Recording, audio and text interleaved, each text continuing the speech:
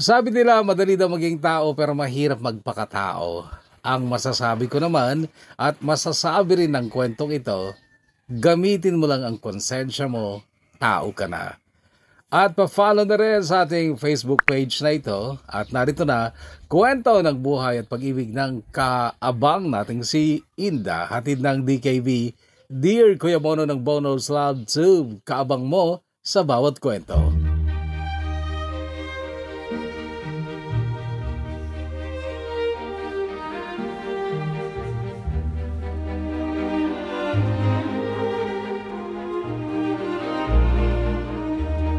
Dear Kuya Bono,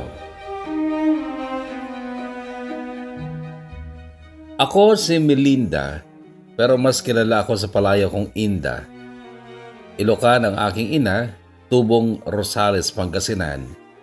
Bisaya ang aking ama na nagmula naman sa bayan ng Carmen, Davao del Norte. Sa aking birth certificate ay nakasaad na isinilang ako sa Tubod, Carmen, Davao del Norte, pero wala akong natatandaan tungkol sa lugar na yon dahil magdadalawang taong gulang pa lang daw ako nung magloko ang aking ina at iniwan ang aking amang Bisaya na mahirap lamang. Lumaki at nagkamalay ako sa siyudad ng Santiago, Isabela sa piling ng aking stepfather na Ilocano din, si Tito Ray na pangatlong asawa ni Mama. Yes, pangatlo dahil nung itakas daw ako ni Mama sa poder ng aking amang taga Davao del Norte, umuwi kami sa Rosales upang makisama naman si Mama sa kanyang high school boyfriend na si Tito Rodrigo, na noon ay biyudo na pero hindi man lang sila nagtagal ng isang taon dahil jutay daw pala si Tito Rodrigo at inutil pa sa kama.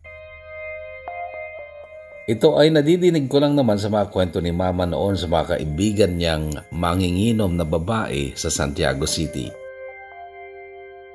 Malalaswa din ang mga kaibigan ni Mama. Madalas ay maiingay sila kapag nagsasama-sama sa inuman at nagkukwentuhan. May dalawa din silang kaibigang bakla, mga katrabaho ni Mama sa parlor kung saan siya nagmamanicure at nagkukulot. Isang araw ay narinig ko ang tanong ng isang bakla kay Mama. Bakit? Gaano ba kalit ang nota ng dati mong jowa, Elsa? Hindi pa nakakapagsalita ay tumawa na si Mama. Hay nako, Neng, parang isinukat sa butas ng ilong kasi laki lang ng Vicks inhaler. Galit na yun, ha?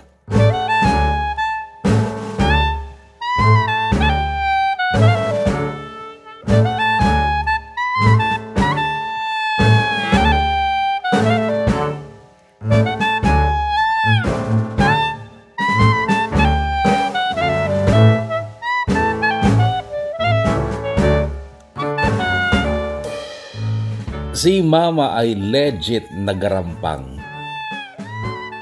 Garampang is an Ilocano word that means malandi. And people say noong bata pa ako na mana daw ako sa aking ina. Garampang din daw ako.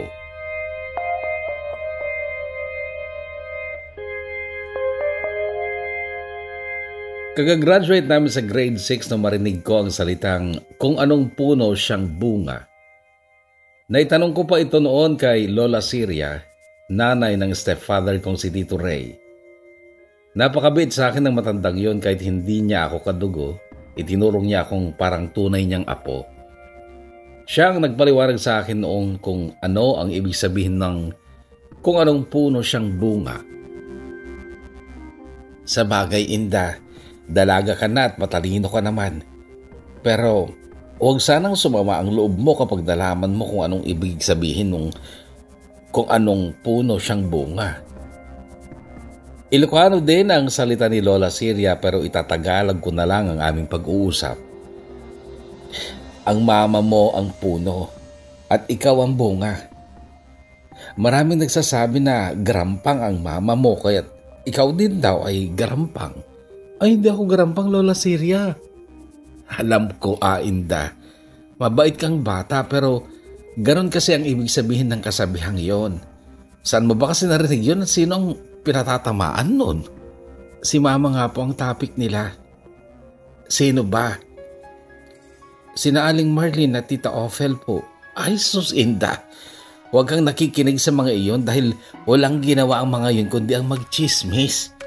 Huwag kang lumalapit sa kanila at nang hindi ka nakakarinig ng kung ano-anong pinagsasabi nila. Si Ate Melody naman ay panganay na anak ni Tita Ophel. Hindi ko rin kamag-anak si Tita Ophel. Pinsang buo siya ni Tito Ray. Si Ate Melody ay mabait sa akin dahil kapag busy siya ay naaalagaan ko ang anak niya. Si Ate Melody ang nagsabi sa akin kung bakit nadadamay ako sa pagiging garampang ni Mama. Bakit kasi close na close kayo ni Kuya Manding, Inda? Alam mo namang nasa abroad si Ate Belen na asawa niya at ikaw, dalaga ka na. Isa pa, bakit kasi sinusuot mo pa yung mga damit mong masikip na sayo? Hapit na hapit sa katawan mo. Iko konti lang ang damit ko, Ate Meli. Hindi naman ako binibilhan ni Mama. 12 anyos ka lang ba talaga, Inda? Ba't ganyan ang katawan mo?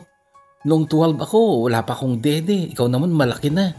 Patay ang balakang mo, pumapalo na. At yung postura mo kasi ng pagtayo at paglalakad, para kang nagtitraining sa pagmomodel.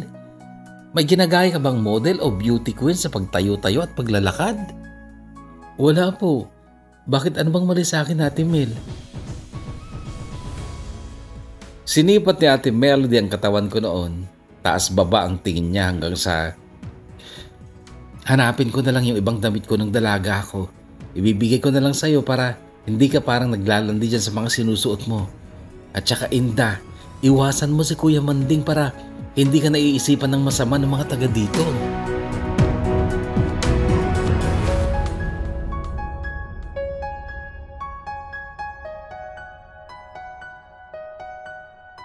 Sa totoo lang, hindi ko alam kung sino sa amin ni Kuya Manding ang isip bata noon. Oo, alam kong malayo ang agwat ng edad namin pero hindi ko talaga binigyan ng mali siya ang closeness namin. Noong 12 anyos ako ay 32 na si Kuya Manding. So 20 years older siya sa akin. Hindi sila magkaanak ni Ate Belen na misis niya na siyang una kong naging ka-close talaga dahil napakabait din. At si Kuya Manding nga kasi ay parang bata kung makipagbiruan sa amin. Mabait din siya.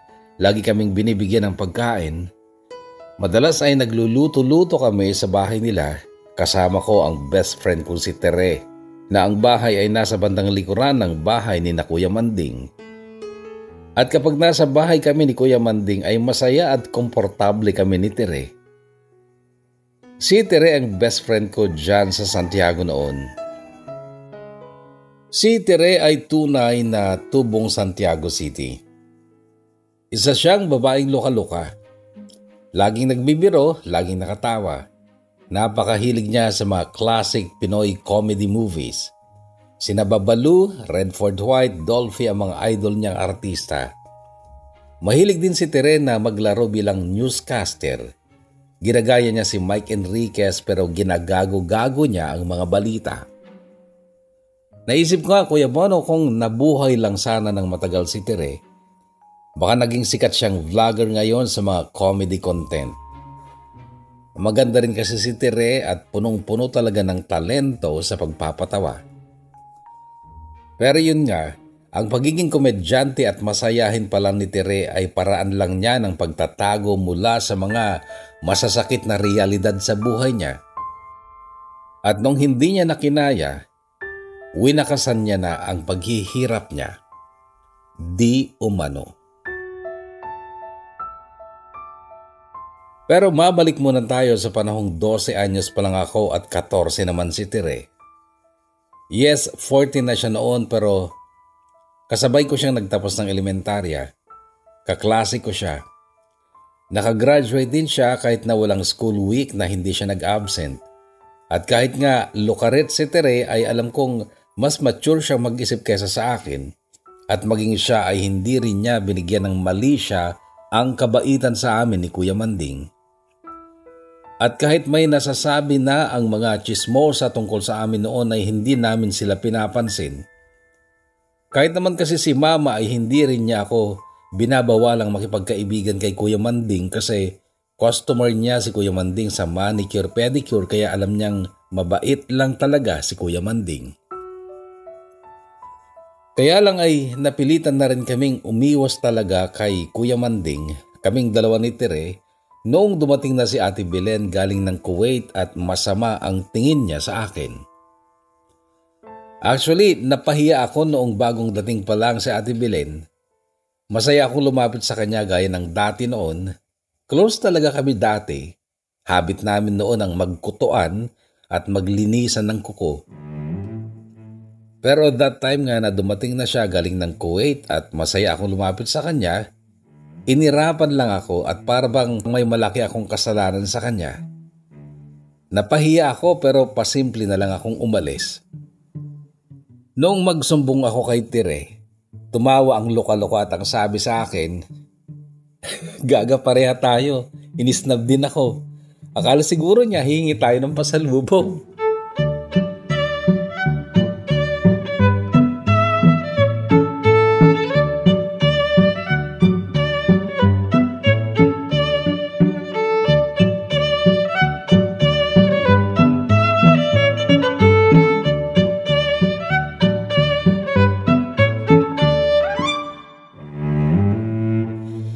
Sa public high school ako nag-enroll ng high school. Libre ang pag-enroll kaya't labis akong nagtaka noong hindi pinayagan si Tere na mag-aral. Ako naman Kuya Bono, nagtapos ako ng 4 na taon sa high school na hindi nagka-boyfriend. Hindi sa pagbubuhat ng sariling bangko pero maganda rin naman talaga ang mukha ko at maganda talaga ang katawan kong maagang nahinog. Grade 6 pa lang talaga ako noon ay nagkahubog na ang katawan ko at sakto lang din ang 5'3" na height ko.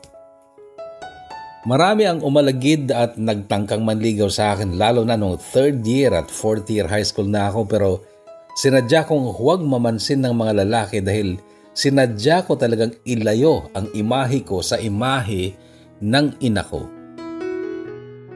Ayaw ko talaga yung salitang kung ano ang puno siyang bunga.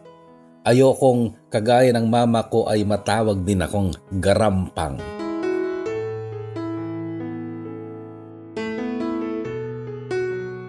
Garampang si mama at ayoko ring matawag na garampang kaya't kahit marami din akong nagustuhan sa mga lalaking nagtangkang manligaw sa akin ay tiniis kong huwag mamansin. Ito ang dahilan kung bakit lalo pang humanga sa akin sina Lola Siria at Ate Mel. At napunas din ang dating duda ni Ate Belen sa akin na naglalandi ako sa asawa niyang si Kuya Manding. First year college na ako nung nagtangkang maging close ulit sa akin si Ate Belen pero sinadya kong huwag nang ibalik ang dating closeness namin kasi that time ay nakikita ko na may motibo talaga sa akin ng asawa niyang si Kuya Manding. Siguro nung katatapos lang namin ng elementarya, baka nga wala pa siyang pagnanasa sa akin.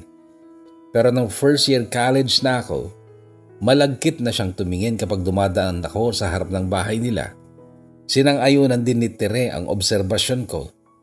Magkaibigan pa rin kami ni Tere noon kahit na marami na siyang ibang barkada at pati mama ko nakakainuman niya.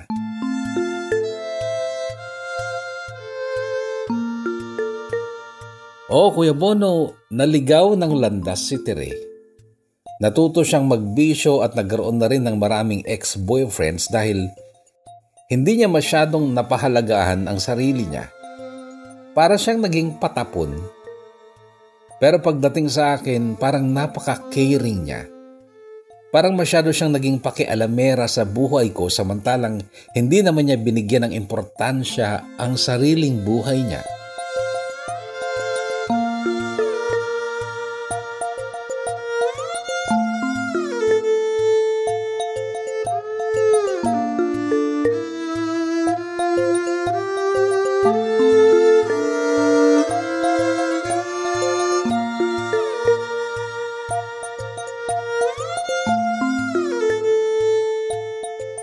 Noong first year college ako, nagkaroon ng masamang epekto ang pagpapalaglag ni Tere sa pinagbubuntis niya.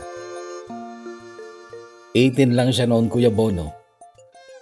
Sina Mama ang kasama niyang nagpalaglag ng bata at noong lagnatin siya ay sa bahay siya tumira at kami ni Mama ang nag-alaga kay Tere. May isang gabi noon, umulan kasi kaya hindi ako kaagad nakauwi dahil mahirap kumuha ng tricycle. Nung dumating ako, kahit may lagnat si Tere ay tumayo siya sa pagkakahiga sa sofa at sinalubong ako. Saan ka galing? Ba't ginabi ka? Alalang tanong niya na parang may masamang nangyari sa akin. Sa school, umulan diba at walang tricycle? Bakit ba? Anong nangyari sa'yo? Wala pa rin ba si na Mama at Tito Ray? Noon ay muli siyang humiga sa sofa. Ako ay nagbihis naman ng pambahay. Paglabas ko ng kwarto ay naamoy ko ang amoy sunog na sinaing pero narinig ko rin ang pagkalatik ng kalan at wala si Tere sa sofa. Pumasok ako sa kusina. Nadatnan kong nakaupo si Tere sa isang upuang kadikit ng dining table at tila nakapako ang tingin niya sa dingding pero sinulyapan ako nung pumasok ako ng kusina. Okay ka pa ba? Tanong ko. Ang sagot as usual ay kagagahan lang. Naamoy ko pa naman yung sunog na sinaing kaya okay pa ako. Doon ka na kasi humiga sa kwarto ko. Ako na magluluto. Umupo ka, Inda. Utos niya. Sinunod ko naman. Nakangiti siya nang makapwesto ako sa harapan niya pero namumula ang mga mata niya. Huwag kang gumaya sa akin ha, Inda. Panimula niya. Mangako ka sa akin na kahit anong mangyari, lahat ng ginawa kong mali, huwag mong gagawin. Nagitla ako nung makita kong umagos na ang mga luha niya. Kasabay kong nagdalaga si Tere pero napakadalang na mga pagkakataong nakita ko siyang lumuha. Kahit kagagaling lang niya sa bugbog ng tatay niya, sa bunot ng stepmother niya at pananampal ng totoo niyang ina, hindi yan umiyak. Brinake siya ng maraming lalaki, pinabayaan ng mga naging jowa niya, hindi ko matanda ang nagdrama siya sa harap ko dahil sa heartbreak. Pero nung gabing yun, umiyak talaga siya sa harapan ko kaya nahawa na rin ako sa pag-iyak niya. Ingatan mo ang sarili mo, Inda. Pahalagahan mo ang katawan mo, ang pagkatao mo. Alam mo, idol kita. Sobrang proud ako na kaibigan kita. Gusto kong mapanatili mo yung paghanga at respeto sa iyo ng mga tao, bagay na hindi namin naranasan ng mama mo. Di ba ang ganda, Inda? Magkasama kayo sa isang bahay ng mama mong garampang at ang best friend mo, ako, burikak, pokpok kung tawagin nila pero eto ka. Malinis, marangal, maganda. Gusto kong maging ganyan ka palagi, Inda. Huwag ka munang magtitiwala sa kahit sinong lalaki. Hanggat kaya mo, iwasan mo muna ang ma-inlove dahil dudungisan ka lang ng tiwalang ibibigay mo sa lalaki. Iwasan mong magpalin lang sa tibok ng puso mo. And please, kung gagabihin ka, mag-text ka. Kung wala kang masakyan, ipapasundo kita. Noon lang nagdrama ng ganon sa akin si Tere, Kuya Bono, kaya sobra din akong naantig. Grabe din ang pagluha ko kasi nakakalusaw talaga ng puso yung katotohanang napabayaan niya ang sarili niya pero sa akin sobra ang pagkikare niya.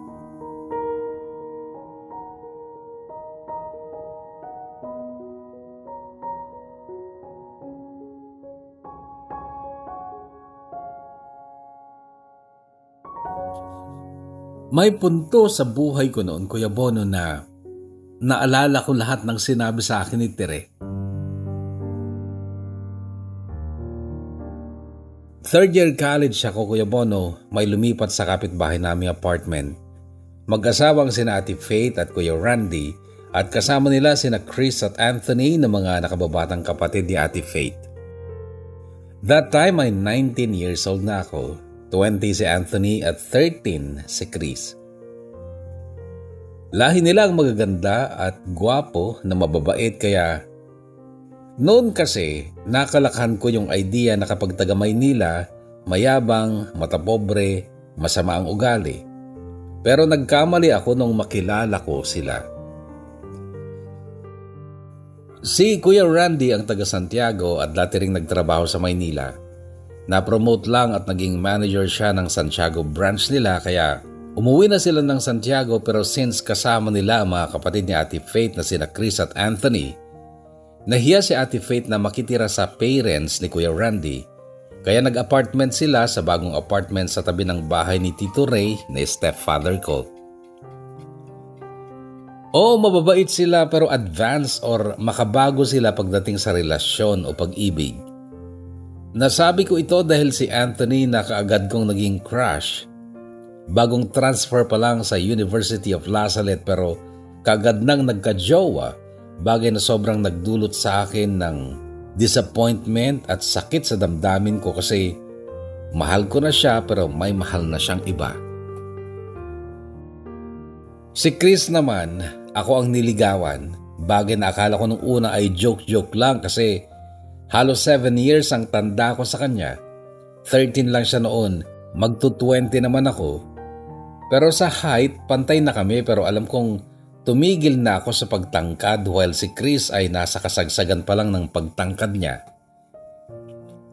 Gayunpaman na hindi ko sineryoso ang panliligaw ni Chris. Umiwas ako sa kanila. Lalo na kay Anthony dahil nasasaktan lang ako kapag nakikita ko siya. Hindi na ako nagpupunta sa kabila, sa unit nila as in kadikit lang kasi ng unit nila ang bahay ni Tito Ray. Lagi pa ang extra challenge noon ang pagdaan ko sa harap ng unit nila kasi ayokong makita nila ako. Kaya lang itong si Chris makulit talaga. Umiiwas na nga ako sa kanila, hindi na ako nagpupunta sa kanila pero siya naman ang panay ang punta sa amin.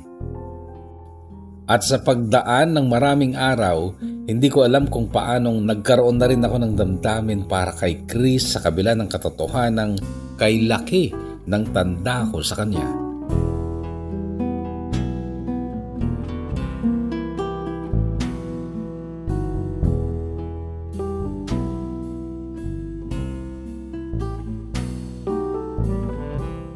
Yung kagagahang nagawa ni Mama kay Tito Ray ang naging paraan para makaiwas ako kay Chris. Isang gabi ay hindi umuwi si Mama at si Tere, inutusan niyang pumunta sa akin at sinabing mag-impake ako. Dalhin ko daw lahat ng mahalagang gamit ko. Hindi naging madali para sa akin ang magdesisyon noon dahil that time ay 1 buwan na lang matatapos na ako sa 3rd year ko sa college.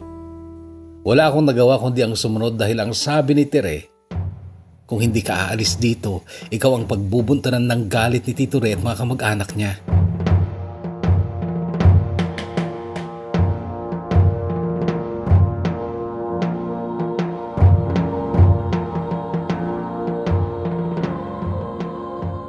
Sa San Fernando, Pampanga kami dinala ng kawalang hiyaan ni Mama.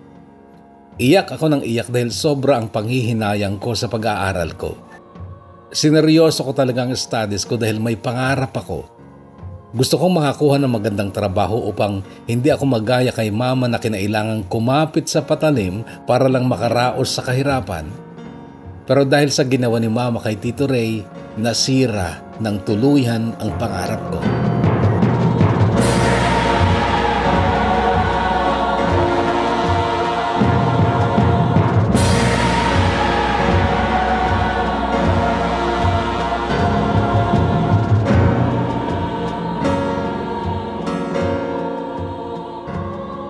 Ang sama-sama ng loob ko noon. Kahit pa sabing mas maganda ang bahay na tinirhan namin ni Mama dyan sa San Fernando at mas mayaman si Tito Louie na siyang ipinalit niya kay Tito Ray, hindi ko pa rin magawang maging masaya. Si Tere ay kasama naming umalis ng Isabela pero dati na pala siyang may karelasyon na matalik na kaibigan ni Tito Louie at sila ay nagpakasal noong 2 linggo pa lang kami dito sa Pampanga. Sa totoo lang, masasabi kong pinalad si Tere kay Tito Manny kahit pa 18 years ang agwat nila. Mabait naman kasi ang biyudong si Tito Manny at mahal daw niya si Tere. Ako naman sa kawalan ng magawa at sa nag-aalab na galit ko sa mga nangyari, pumatol na rin ako sa isang lalaki kahit hindi ko siya lubos na kilala dahil bago ko lang siyang kakilala. Paraan ko lang yan upang maibsan ang pagkabagot ko at upang makalayo na ako ng tuluyan sa ina ko. Oo, malaki ang galit ko kay Mama Kuya Bono pero never ko siyang sinumbatan o pinagsalitaan. Lahat ng sama ng loob ko sa kanya, kinimkim ko lang, iniyak ko lang dahil hindi ko kayang sagot-sagutin siya kasi nanay ko siya. Kahit alam kong maling-mali siya, nanahimik lang ako. At nung makilala ko si Jewel, agad akong nagtiwala sa kanya. Pangalawang araw pa lang noon mula nung makuha niya ang cellphone number ko, ako pa ang nag-text sa kanya na sunduin niya ako. Sinundo naman niya ako. Nagkita kami sa kanto at ang pagsama ko sa kanya nung araw na yun ang siyang naging protesta ko kay Mama dahil mahigit 1 buwan bago ako muling nagpakita kay Mama.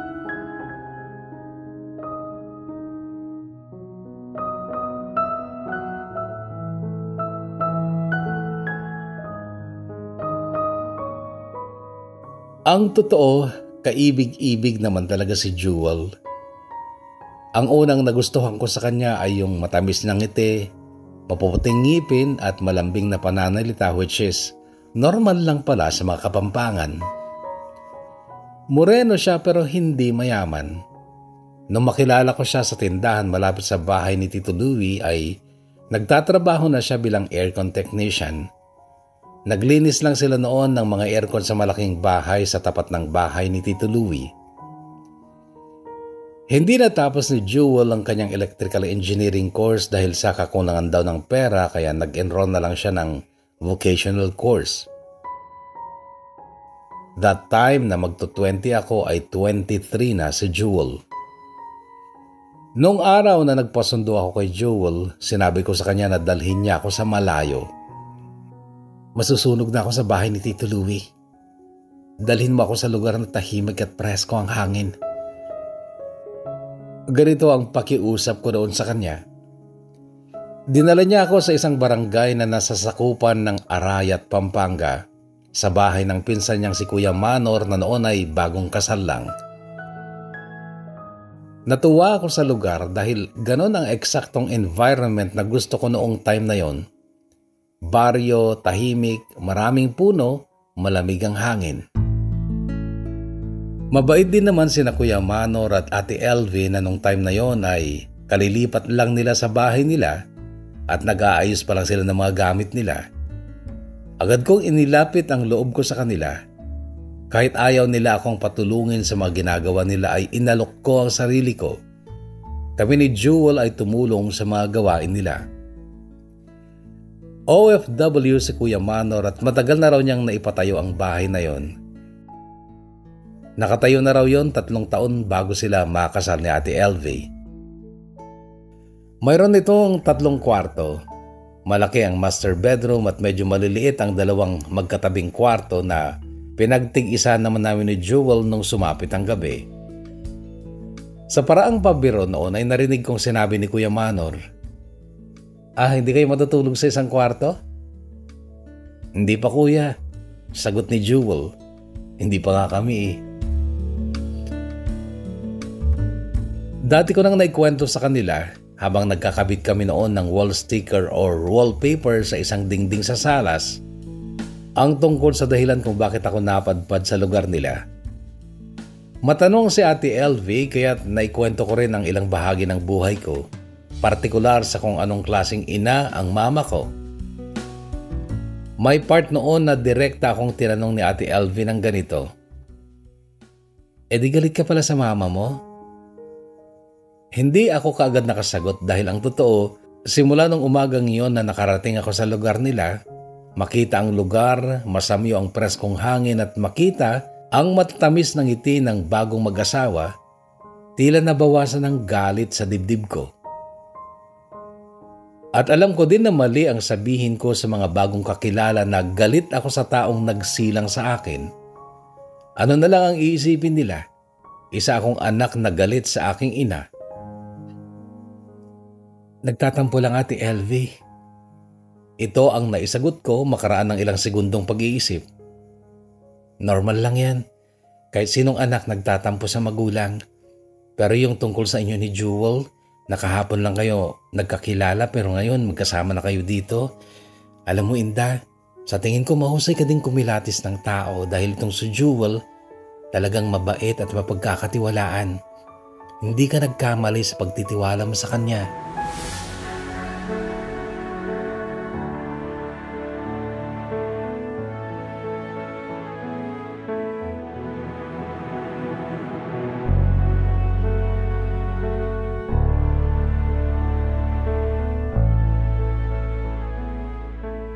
Kapag pala nagkakaroon na ng puwang ang isang lalaki sa puso ng isang babae, gumagwapo din siya. Sa totoo lang, hindi gwapo sa tingin ko si Jewel nung una. Basta maganda lang yung ngiti niya, mukha siyang mabait at malambing ang magsalita pero habang tumatagal, gumagwapo siya sa paningin ko. Nung unang araw namin kina Ate LV, doon din natulog si Jewel. Sa kabilang kwarto siya pero kinaumagahan ay bumalik siya ng San Fernando dahil may trabaho siya. Inihabilin niya ako sa pinsan at hipag niya.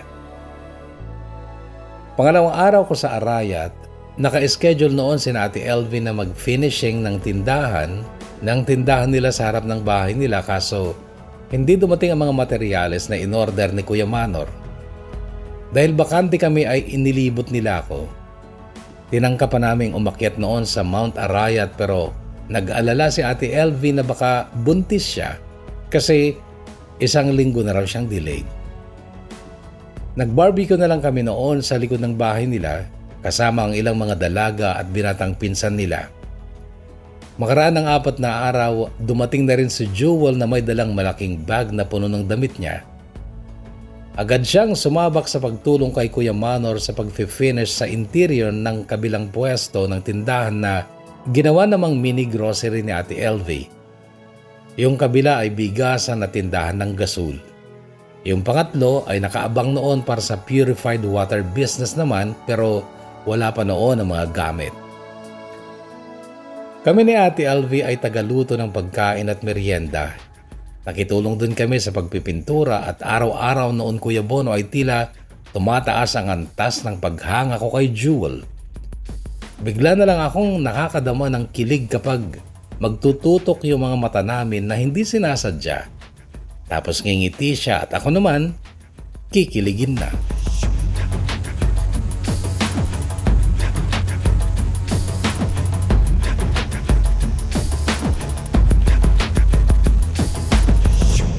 Pang-anim na araw ko doon, tapos na ang mga gawain sa tindahan. Nakaayos na rin ang mga paninda at kinabukasan ay opening na. Gabi ay nagkainuman sila. Sanay si Ate LV while ako, kahit mabisyo ang mama ko at ang best friend kong si Tere, ay never talaga akong tumikim ng alak. Pero that night ay napainom ako at nalasing. Nakakahiya dahil nagdrama ako. Umiyak ako nang maalala ko ang buhay na napilitan kong iwanan sa Santiago. Lalo na ang pag-aaral ko at ang nasirang relasyon ko kina Lola Siria, Tito Ray at Tita Mel. Muli noon ay nagliyab ang galit ko kay Mama pero hindi ko natandaan lahat ng ginawa at sinabi ko nung gabing yon na lasing ako. Basta't kinabukasan noon habang nag-aalmusal kami ay nakangiti sila sa akin. Bakit? Takang tanong ko. Kilalang kilala ka na namin, Inda. Sagot ni Kuya Manor. Sumabad naman si Ate LV. Dahil sa kalasingan mo kagabi, nalaman namin ang mga sekreto ng buhay mo kaya feeling namin matagal ka na namin kakilala. Ala, may nasabi ba akong hindi maganda? Nahihiyang tanong ko. Oo, marami. Sagot naman ni Jewel. Pero nauunawaan ka namin. Dugtong pa niya. Agad ding sumabad si Kuya Manor sa pagsasabing, sabi ni Jewel, Inda, kapag daw nagkatuluyan kayo, pag-aaralin ka daw niya. Matatapos mo rin ang kurso mo.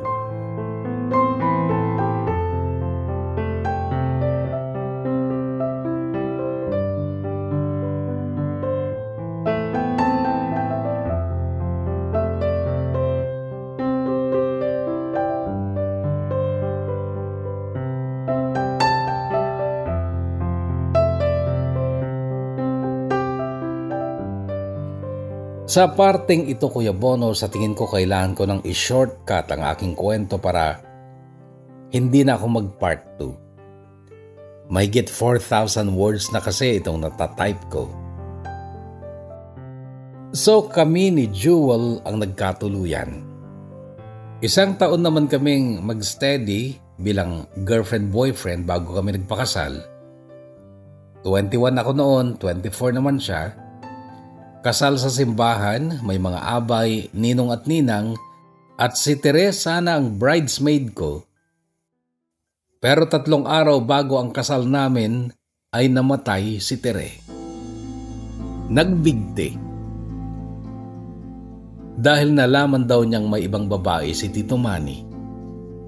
Lasing si Tere nung ginawa niya yon at nagsisihan sina mama at mga kainuman nila dahil napabayaan nila si Tere na gawin ang pagkitil sa sarili niyang buhay. 1-year-old pa lang noon si Joshua na anak ni Tere na pinaalaga ni Tito Manny sa kapatid niya dahil hindi ito tanggap ng babae niya. Nakiusap naman si mama na siya na lang ang mag-alaga kay Joshua. 2 araw lang binurol si Tere. 3 araw ay kasal namin ni Jewel at talagang hirap akong ngumiti noon dahil naiisip ko ang nag-iisang tunay na kaibigan ko na bridesmaid ko sana sa kasal ko. Akala ng mga tao noon sobra akong natatouch dahil sa kasal ko kasi umiiyak ako. Hindi nila alam na magkahalo ang lungkot at sama ng loob ko sa pagkawala ni Tere. Ini-imagine kong isa sana siya sa nagbigay ng kulay sa kasal ko dahil siya ang bridesmaid ko pero wala na nga siya. At kaya magkahalo ang lungkot at sama ng loob ko dahil alam ko hindi nagbigti si Tere, binigti siya.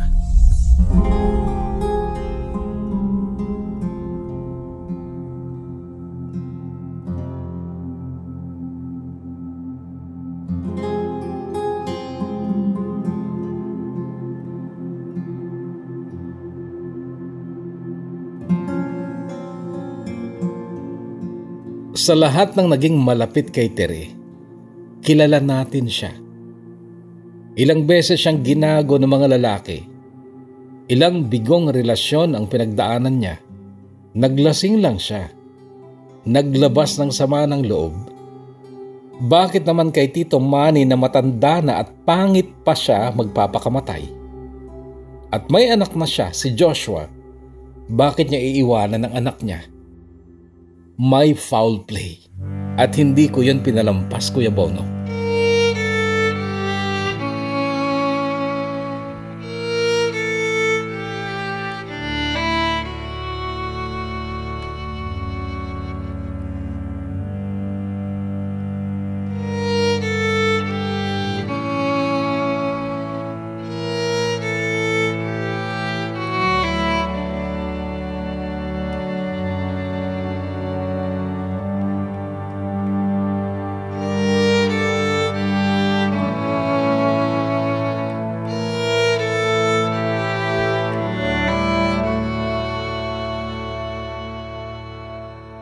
Madin kong sinabi kay mama noon bago kami umakyat ni Jewel sa Baguio para sa aming honeymoon na mag-uusap kami pag uwi ko. Kay Jewel sinabi ko yung plano kong pagsampa ng kaso kay Tito Manny at sa babae niya. Hindi sumang-ayon si Jewel pero naunawaan ko siya. Maging ang disappointment niya nung malaman niyang ang pag-iyak ko nung kasal namin sa simbahan ay dahil kay Tere. Hindi ko nakuha ang suporta ni Jewel sa pagsasampa ko ng kaso laban kina Tito Manny at sa babae niya. Hindi rin ako sinuportahan ni na mama at 3 pa sa mga kasamahan nilang nag-inom noon. Pero merong isa na kumampi sa akin, si Ate Doris.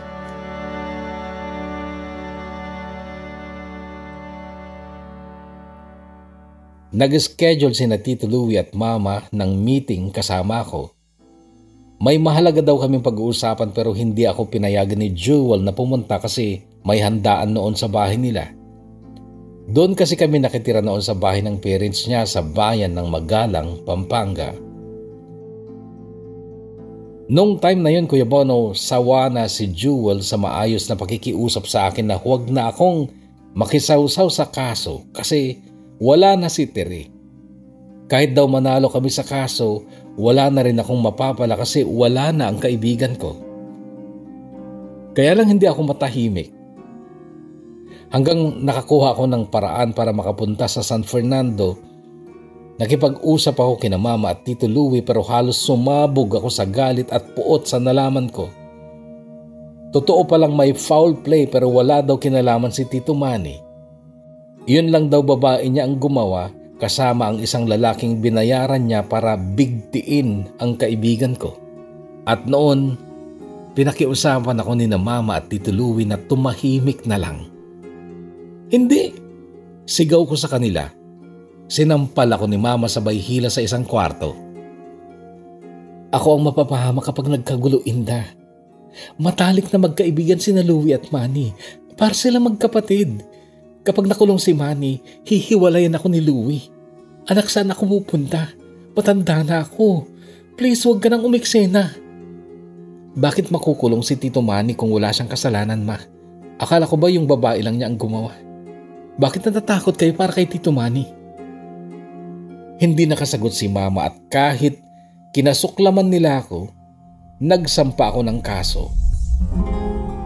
Pero napakatagal, Kuya Bono, as in inabot ng 8 taon at ilang beses na hearing bago nagkaroon ng desisyon at nung time na yon, hiwalay na rin ako kay Jewel.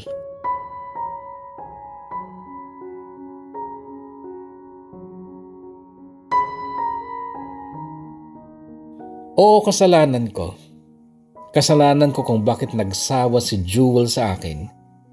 Hiniwalayan ako at nang babae din siya pero hindi ko siya dinimanda kasi that time ay may isa na rin kaming anak, si Jake, at sustentado naman siya ni Jewel. Mula din noong gumulong ang kaso, hiniwalayan na din ni Tito Louie si Mama. Nakitira si Mama sa kaibigan niya at siya ay nagtrabaho sa isang beauty parlor bilang manikurista. Galit siya sa akin. Kinuha ko din noon si Joshua na anak ni Tere kay Mama. At ang bata, napaka-cute, napaka-bibo at kaawa-awa. Tuwing pinagmamasdan ko si Joshua, lalo ko lang naaalala si Tere kaya lalong sumiklab yung pag-asam ko na makuha ang katarungan para sa kaibigan ko. Kaso nga, nasira lang ang marriage namin ni Jewel. And then, after 9 years, yes, nanalo kami ni Ate Doris sa kaso sa pagkamatay ni Tere pero yung karapatang alagaan ko si Joshua, natalo ako at nanalo ang nanay ni Tere.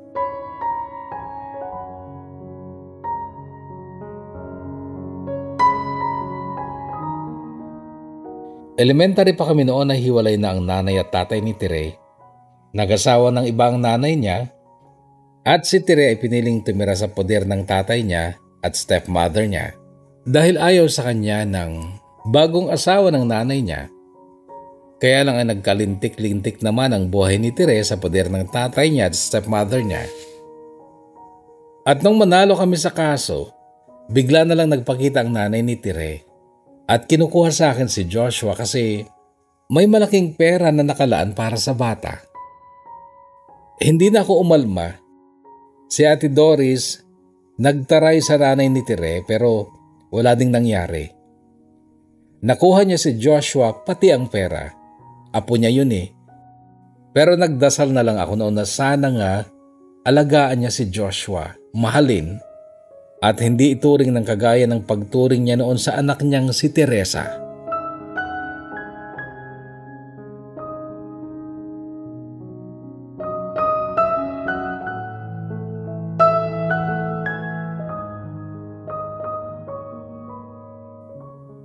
Hiwalay din sa asawang seaman si Ate Doris. May 2 silang anak na pinaghatian din. Pero at that time ay nasa legal age na ang mga anak niya. Yung lalaki ang napunta sa poder ni Ate Doris pero sa abroad nagtatrabaho kaya pamangkin lang ni Ate Doris ang kasama niya sa bahay niya. At nung maghiwalay kami ni Jewel, kinupkup kami ni Ate Doris. Bilang ganti ay nagtrabaho naman ako sa isang lending business na Ate Doris na kalaunan ay nagpahamak naman sa akin. Naranasan ko ang makulong ng 24 hours dahil illegal ang pautang business na yon.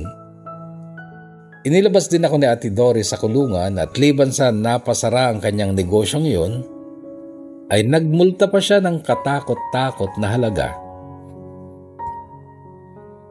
Ang gusto ko kay Ate Doris, napaka-positive niya. Kung tungkol lang sa mga bagay-bagay at pera, tatawanan lang niya. Ang ayaw niya ay yung naagrabyado o nasasakta ng mga taong mahalaga sa kanya, kagaya ni Tere.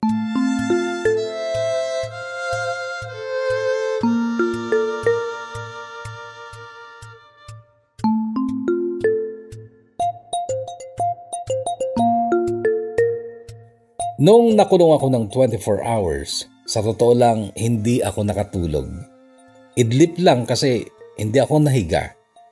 Nakaupo lang ako, nakasandal sa dingding kasi natatakot akong baka ma-rape ako sa kulungan.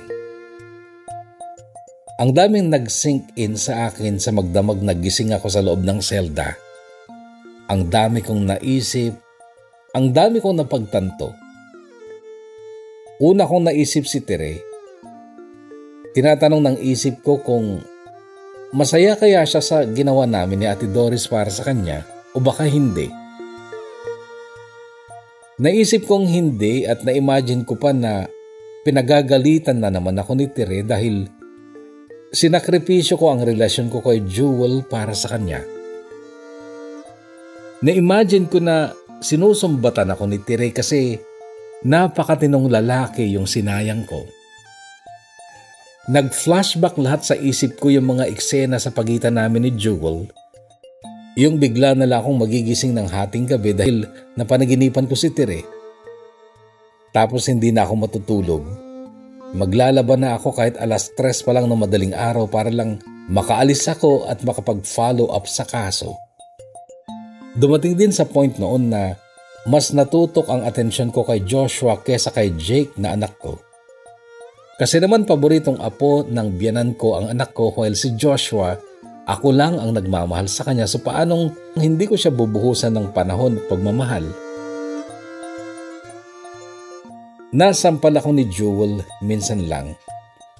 Nung hindi niya ako pinayagang mag-attend ng hearing dahil birthday ng papa niya pero nagpunta pa rin ako.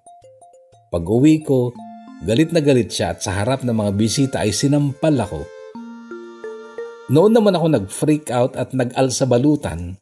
Noon kami naghiwalay.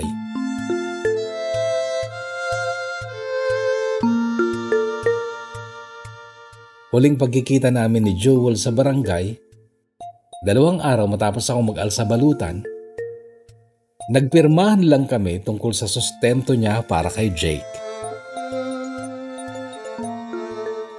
Noong gabing yun sa kulungan ay umiyak din ako dahil sa pagsisisi kong nadama sa pagkasira sa marriage life ko.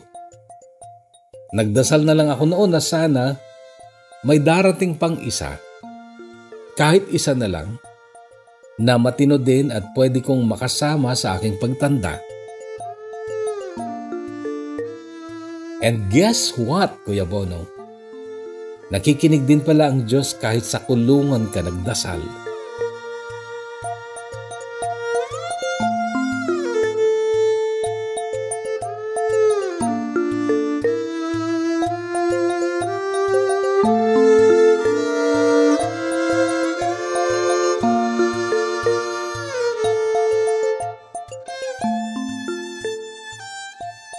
May 12, 2023 nung ilabas ako ni Ate Doris mula sa kulungan pagkatapos ng magdamag na pagkakaditine. Pero kinabukasan ng hapon, May 13, pinabalik kami sa presinto dahil may kailangang pirmahan si Ate Doris. Paakyat pa lang kami sa 5 baitang na hagdan sa labas ng presinto nang may makasalubong kaming lalaki na may dalang bulaklak. Galing siya sa loob ng presinto. Nagkatitigan kami, nagtutok ang mga mata namin at bigla na lang siyang napaluha nung sambitin niya ang pangalan ko. Kumusta ka? Nakalabas ka na pala. Galing ako dito kahapon. Hindi lang ako handang magpakita sa'yo kaya sinilip lang kita. Narinig kong sabi niya sabay punas ng luha sa mata niya. Okay lang ako, Jewel. Ikaw, kumusta ka? Noon ay ngumiti siya at sabi, eto, miss na miss ko na ang babaeng pinakasalan ko at ang batang bunga ng pagmamahalan namin. Nagulat pa ako nung biglang kumilos sa Ate Doris. Inagaw niya ang bulaklak mula sa kamay ni Jewel tsaka ibinigay sa akin, then hinila niya ako papasok sa presinto. Nung nasa pintuan na kami ay lumingon siya kay Jewel at ang sabi, pumunta ka sa bahay, andun yung anak mo. Hintayin mo kami doon.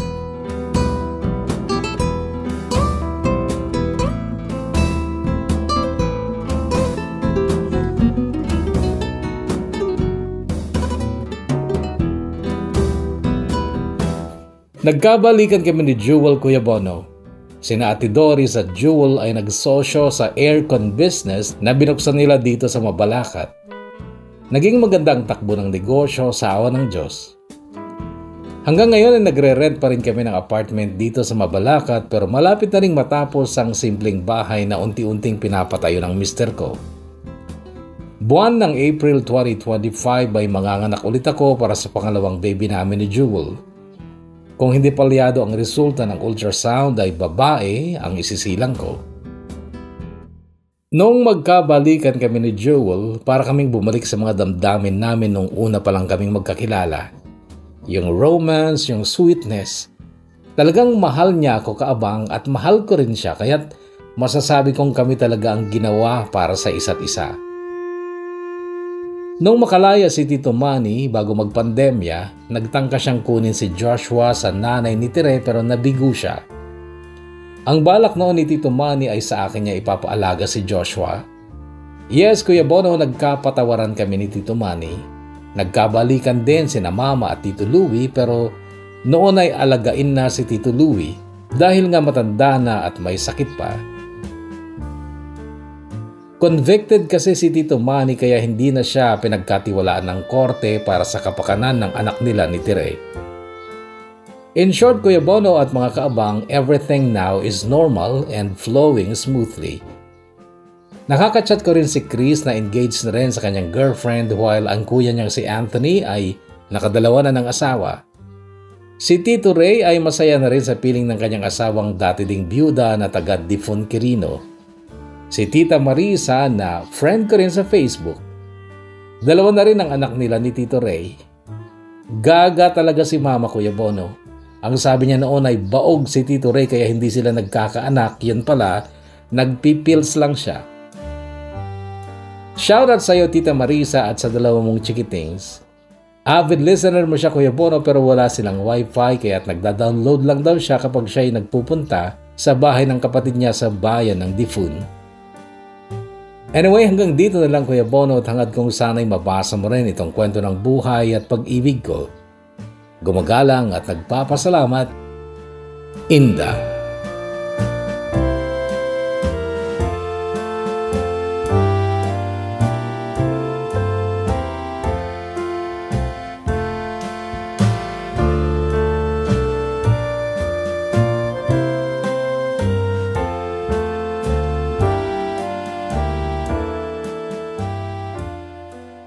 Inda, una sa lahat, maraming salamat sa pagbabahagi mo ng iyong napakagandang kwento ng buhay at pag-ibig at saludo rin sa tapang mo. Well, talagang kung ikaw ay mabuting tao, hindi magdadamot ang Diyos na biyayaan ka ng mga hinihiling ng puso mo at ang dalangin kahit saan, hindi ba? Kahit sa ilalim ng puno, kahit saan pwede ka magdasal. At kung malinis ang puso mo, ikaw ay pagbibigyan. Congratulations sapagkat natupad mo ang nagkaroon ng reward, yung kalinisan ng konsensya mo sa paglalaban sa kaibigan mo. Talagang mahirap yan eh. Hindi ka patatahimikin ng konsensya mo lalo na't ang taong ito ay nagdulot ng napakagandang bahagi ng buhay mo. Sana ay maligaya si Tere saan man siya naroon. Kulang lang sa kwento mo ay update tungkol kay Joshua at yung iba pang tauhan sa kwento mo, but it's okay kasi minor lang naman sila. Pero sinasabi ko ito sapagkat kapag nag-shortcut talaga, maraming nauumit na mga bahaging magaganda sa kwento. Pero I hope na yung ating mga kaabang ay nakontento at kompleto pa rin ang pagkakadinig sa iyong kwento. Nakakalito, ano? Anyway, again, maraming salamat. Ano pa bang masasabi ko sa inyong mga kaabang? Kung meron kayong masasabi pa sa kwento ni Inda, paki-comment na lamang at tayo ay magsa-shoutout na. Pasensya ka na, Inda, at wala pa akong tulog. Anyway, hi Kuya, first comment sabi ni Arlene Balwang, shoutout to you. Food lover actually, nauna, at saka si Ann365. Tayo ay nagbabasa sa comment sa kwento ni Iram, yung part 2 ng kanyang kwento. Jepoy TV 28, shoutout to you. Thank you, Kuya Bono. May papakinggan na naman. Sabi naman ni Monet Ruiz. Pa-shoutout, Lynn Tolosa, listening here in Hong Kong from Masingal, Ilocos Sur. Maraming salamat sa No Skip Ads, Lynn Tolosa. First listener, sabi naman ni Mavic Ponseca, shoutout to you. Shout out man ito ay Santa Maria Alfonso Liz Taifugao, always a banger. Sabi naman ni John Mark Fernando. Maylene Bungor, shout out to you listening in Tugigaraw. Pa-shout ko Bono, Maylene from Santo Niño, shout out sa iyo. Pa-shout out ko Bono sa pinsan ko na si Isabel Ardagon mula kay Emily Ardagon. Hello Kuya Bono, good day. Thank you sa bagong upload. God bless you always too. Maricel Butakan, kumusta ka na? Raymart Bulamday, shoutout kay Bono, hanap dito ng kadinna, panghabang buhay. I'm Ray, listening here in Tinos Island, Greece. God bless Kuya. Nagbibirok ka no iti ko kadinna, habang buhay. Si Raymart Bulamday, birukin yun. Nasa Greece ito, nasa Europa. Shoutout kay Bono sa mga pamilya ko sa Liwan Norte, sabi naman ni Ruby Olivar. Pasag Jenny Ambatali, shoutout to you. Hi Kuya Bono, first try na mag-comment pero matagal na po akong listener mo. Pa-shoutout po, listening always here in Hong Kong, mula naman kay Zenka Baluskang. Shoutout to you at maraming salamat sa pagpaparamdam. And Arlene Garcia, shoutout to you. Maraming salamat. Boss Aim, shoutout to you. And mula naman kay Your Love, shout out to you. Happy listening here in France. Sabi naman ni Eileen Kabakungan. Wow, may bago ulit papakinggan. Salamat kay Boro. Sabi naman ni Lizelle Gatan and Edin Mapile, shout out to you. Ganun din kay Jonadel Farinia, shout out to you. Daisilin Fer Bidanya Abdoho Qatar, pa shout kay Bono. Nagpudot iti panawin itudo na kumamet tapno mabasa iti daga ken masubuga o masibugan dagiti mula. Salamat, more stories, more power. Daisilin Ferrer, ba't nasan ka na Daisilin? Na umuwi ka na ba? Levelin Flores, shout out to you. Pa-shout out din kay JR Fernandez ng Hitachi, Japan. And Sheila May Acedo, shout out to you. Ganun din kay Marcelina Langag. Pa-shout ko Bono, lagi po ako nakikinig sa lahat ng mga channels mo. More power to you program, watching here in San Pedro, Rizal, Kalinga. Shout out to you, Marcelina. Yes.